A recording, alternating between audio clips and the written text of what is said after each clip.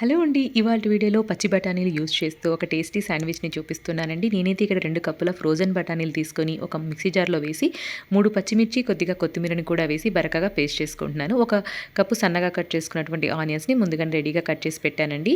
కడాయిలో ఒక table spoon oil వేసి వేడయ్యాక జీలకర్ర, ఆనియన్స్ అలాగే అల్లం వెల్లుల్లి పేస్ట్ పావు టీ స్పూన్ వేసి పచ్చివాసన పోయాక ఈ పచ్చి బఠానీ ముద్ద కూడా వేసి పచ్చివాసన పోయేదాకా వేయించేసుకొని రుచికి సరిపడినంత ఉప్పు, కొద్దిగా చాట్ మసాలా అలాగే కొద్దిగా గరం మసాలా వేసి ఒక 2 నిమిషాల పాటు ఫ్రై చేసి స్టవ్ ఆఫ్ చేసి ఒక బౌల్‌లోకి తీసి పక్కన పెట్టుకోవాలి.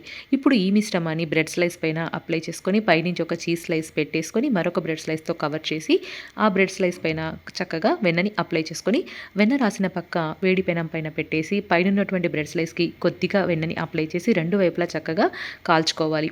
బాగా క్రిస్ప్‌గా కాల్చుకున్నామంటే టేస్ట్ చాలా బావుంటుందండి. లో ఫ్లేమ్‌లో కాల్చుకొని టేస్ట్ అదిరిపోతుంది. మీరు కావాలంటే బ్రౌన్ బ్రెడ్‌తో కూడా ఈ రెసిపీని ట్రై చేయొచ్చు. వీడియో నచ్చితే లైక్ చేయండి.